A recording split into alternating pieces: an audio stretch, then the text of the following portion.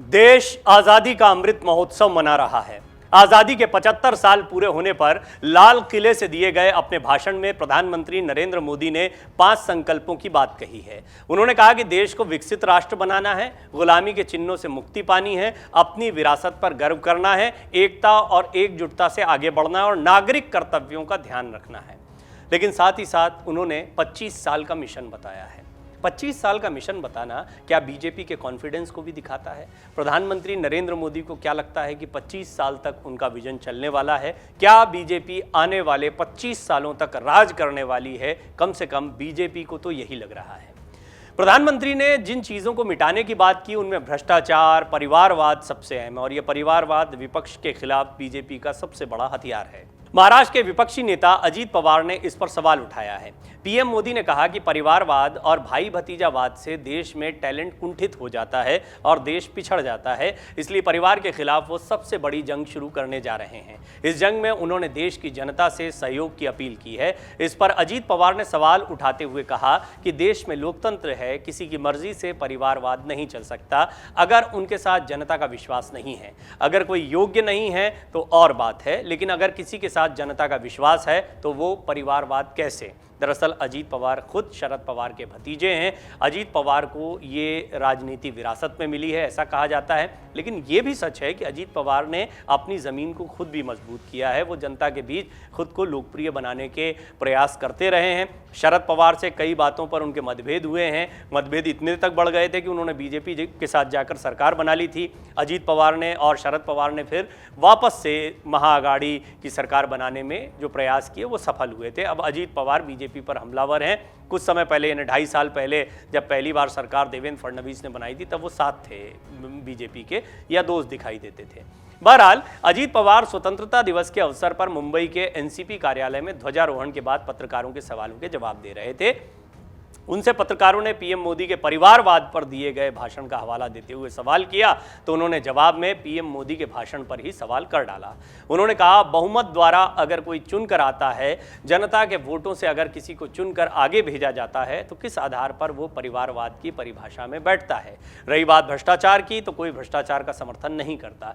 ये दोनों ही चीज़ें हैं जिन पर विपक्ष बुरी तरह से घिरा हुआ है। खुद अजीत पवार पर भी कई ऐसे आरोप लगते रहे हैं। इसके अलावा अगर बात करें विपक्ष के अन्य नेताओं की तो ममता बनर्जी और उनके मंत्री जो हैं वो इस वक्त मुसीबत में दिखाई देते हैं। खास तौर पर ममता बनर्जी के मंत्रियों की अगर बात करें तो ममता बनर्जी की अपनी छवि ठीक रही है, लेकिन पार्टी अकेले के दम पर नहीं चलती है। कई सारे नेता जुड़े रहते हैं, उनको कंट्रोल करना ये नेतृत्व की बड़ी जिम्मेदारी होती है। लेकिन ममता बनर्जी के अपने जो भतीजे हैं वो भी कई आरोपों के घेरों से बाहर नहीं रहते हैं और बीजेपी को मौका मिलता है अलबत्ता कि वो लगातार उन पर हमलावर रहे। कुछ इसी अंदाज में शरद पवार, अजीत पवार पर हमले होते हैं, कुछ इसी अंदाज में मुलायम सिंह यादव के पूरे परिवार पर हमले होते हैं। और परिवारवाद की है और बिहार जहां पर अभी सत्ता में तेजस्वी यादव एक बार फिर आ गए हैं, बेशक वो डिप्टी सीएम बने हैं लेकिन उनका रुतबा जो है वो सीएम से कम देखने को नहीं मिलता है। तो वहां भी परिवारवाद को लेकर कई बार बीजेपी ने सवाल खड़े किए हैं और विपक्ष के खिलाफ बीजेपी के पास सबसे बड़ा हथियार दिखाई देता परिवारवाद। शुरुआत कहां से हुई थी? कांग्रेस से। दरअसल कांग्रेस के परिवारवाद को ही बीजेपी ने सबसे पहले टारगेट किया था। राहुल गांधी और प्रियंका गांधी इनको लेकर बार बार हमले किए गए। ये हमले कारगर भी साबित हुए हैं क्योंकि कांग्रेस बुरी तरह से कमज़ोर हो गई है। यूँ तो कांग्रेस के पास एक से एक दिग्गज नेता रहे, लेकिन क्योंकि गांधी परिवार के इर्द गिर्द राजनीति सिमटी रही, यही वजह रही कि धीरे धीरे कांग्रेस सिमटती गई क्योंकि बीजेपी के हमले सही जगह पर हो रहे थे। ऐसा नहीं है कि परिवारवाद की राजनीति पहले नहीं हुई। इंदिरा गांधी के बाद जब राजीव गांधी आए थे तो उन्हें हाथों हाथ ले लिया गया था, उनकी लोकप्रियता बरकरार रही।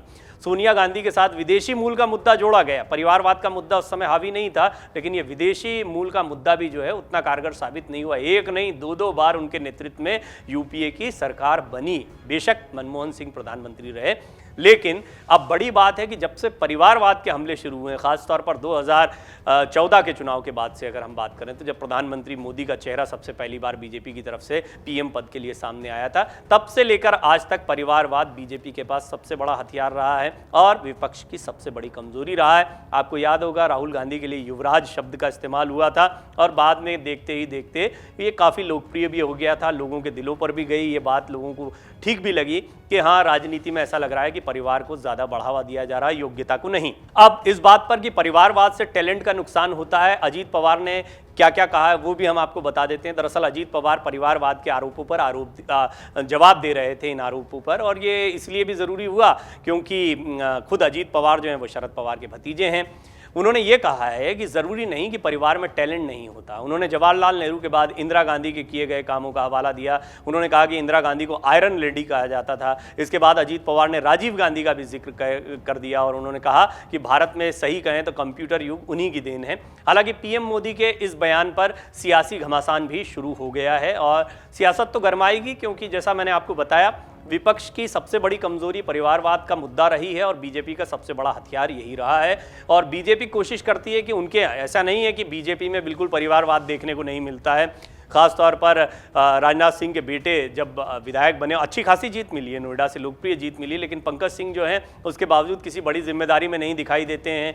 अपर्णा यादव को बीजेपी में तो ले आए लेकिन उनको भी कोई मौका नहीं मिला। हालांकि उनके परिवार का कोई और सदस्य है नहीं यहाँ बीजेपी में, इसके बावजूद क्योंकि वो एक परिवार विशेष से हैं, उस परिवार को बढ़ावा देने की बात है, तो बीजेपी कहीं ना कहीं एहतियात बरतती है। आप समझ सकते हैं ये परिवारवाद का मुद्दा कितना बड़ा है बीजेपी के लिए। आने वाले चुनाव में भी ये कितना मजबूत मुद्दा होने वाला है, इसका अंदाजा इस बात से लगाया जा सकता है कि आज 15 अगस्त के भाषण में भी प्रधानमंत्री ने इसको जड़ से मिटाने की बात कही है। डाउनलोड करें अमर उजाला ऐप और पाएं खबरें लगातार। अगर आप ये वीडियो YouTube पर देख रहे हैं तो हमारे चैनल को सब्सक्राइब करें और बेल आइकन को दबाना ना भूलें। अगर आप Facebook पर ये वीडियो देख रहे हैं तो हमारे पेज को लाइक करें।